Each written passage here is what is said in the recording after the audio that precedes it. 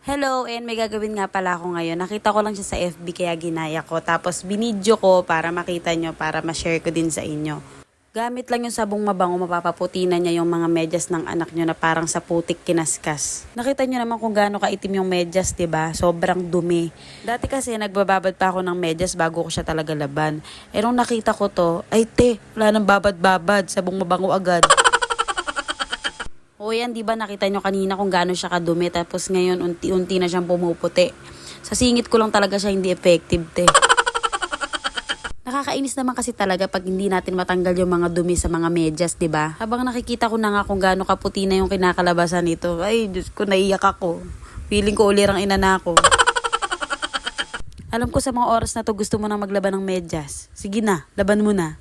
Sipin nyo yun, lahat ng video ko, ito lang ata yung may saysay. May napulot kayong aral, kaya may utang na loob kayo sa akin.